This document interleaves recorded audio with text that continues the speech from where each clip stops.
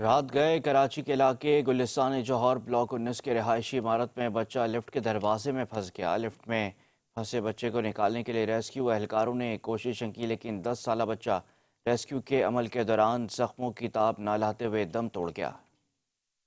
کراچی کے علاقے گلستان جوہر بلاک 19 کے رہائشی عمارت کی لفٹ میں 10 سالہ بچہ پھنس کر جاں بحق ہو گیا۔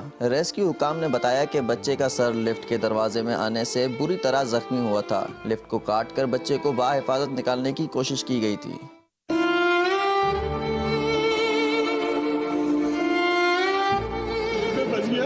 چلتی رہی میرے پانچوں دبایا تو وہ پانچوں تک وہ رکی۔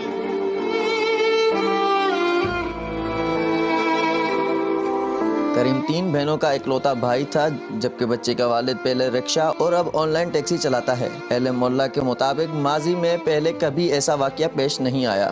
ایاز نامی شخص عمارت میں لگی لفٹ کے ذریعے 5ویں منزل پر جا رہا تھا۔ چلتی لفٹ میں 2 بچوں نے اندر سے گھسنے کی کوشش کی۔ ایک بچے کو ایاز نے بچا لیا، لیکن 10 سالہ کریم حادثے کی نظر ہو گیا۔ جیسے ہی میں نے لفٹ کو 5 پریس کر دیا، لفٹ جیسے ہی چلنے لگی، وہ بچے آئے 2، انہوں نے ایک دم لفٹ کا دروازہ کھینچا، جبکہ رکی نہیں، لفٹ چلتی رہی۔ ایک بچہ تو اندر آیا، میں نے اس کو پکڑ لیا، دوسرا نے پاؤں آدھا اوپر تھا، وہ آدھا نیچے ہو جا، لفٹ میں پھنس گیا۔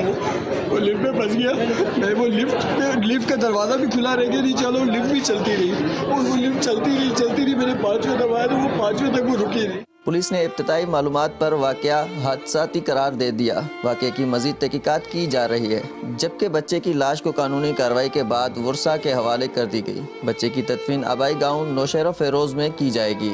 شایان علی، 5 نیوز، کراچی۔